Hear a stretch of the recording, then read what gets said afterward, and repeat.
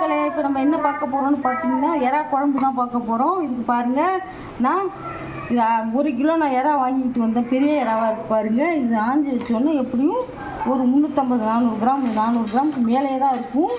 இந்த எறா வச்சுருக்கேன். அடுத்தது ஒரு பெரிய சுரைக்காயை இந்த மாதிரி சின்ன சின்ன கண்டமாக நான் வெட்டி வச்சுருக்கிறேன்.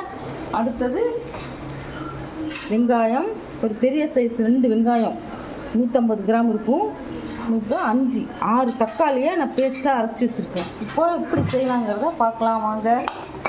இப்போது 2 டேபிள் ஸ்பூன் செக்கு எண்ணெய், கடலை எண்ணெய் தான் நான் யூஸ் பண்ணிடுறேன். அது போட்டு அது காய வச்சுருக்கேன். 1 ஸ்பூன் சோம்பு, 1 ஸ்பூன் ஜீரகம், நறுக்கி வச்சுருக்க வெங்காயம்,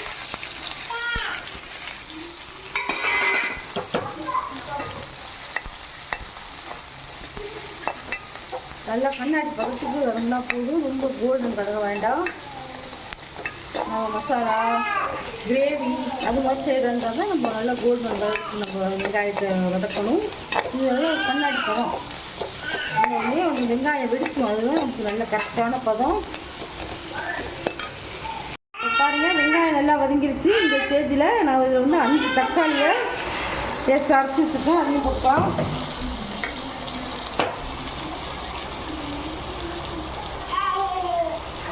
இந்த குழம்புக்கு தேவையான உப்பு போட்டுக்கலாம். கல் உப்பு தான் போட்டுக்கலாம். நல்லா வதக்கிக்கிங்க. ஏன் உப்பு போட்டு வதக்கணும்னா அப்போ தான் தக்காளி நல்லா மசிஞ்சிடும். அதுக்கு தான்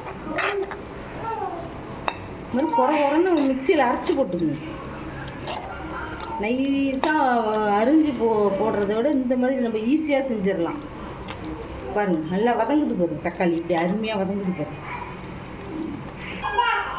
இப்போ பாருங்கள், தக்காளி வெங்காயம்லாம் நல்லா மசிஞ்சிருச்சு. இப்போது நான் ஒரு 1/2 கிலோ சுரைக்காய் இந்த மாதிரி கட் பண்ணி வச்சுருக்கிறேன். அதையும் இதில் போட்டுருவோம்.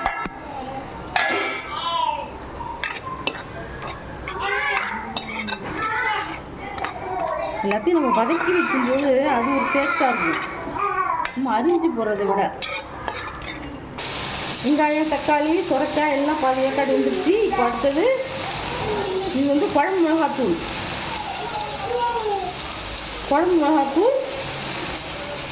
ஒரு 1.5 ஸ்பூன் போடலாம். காரம் பார்த்து போட்டுங்க. அதையும் இறக்கிக்கலாம்.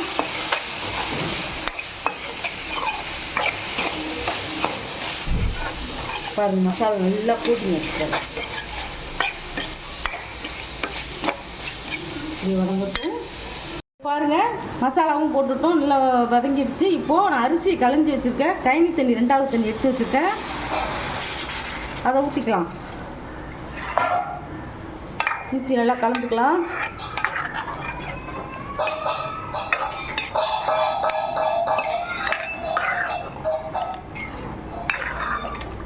நல்லா தண்ணி எதுவும் பார்த்து போட்டுக்கோங்க, ஊற்றிக்கிங்க. இப்போ அடுத்தது கழுவி வச்சுருக்கிற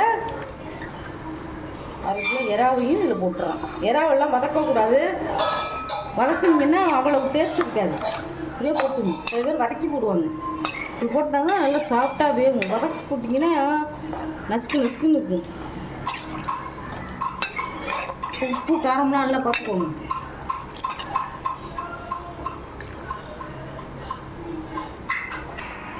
இப்போ பாருங்கள், எறா குழம்பு ரெடி ஆகிடுச்சு பாருங்கள். குழம்பு இப்படி தான் இருக்கணும். காரம் கம்மியாக தான் வச்சுருக்கேன். இப்போ பாருங்கள், நான் மாங்காய், சேலத்து மாங்காயை நான் அவிச்சு வச்சுருக்கேன். அதை இதில் போட்டுக்கலாம்.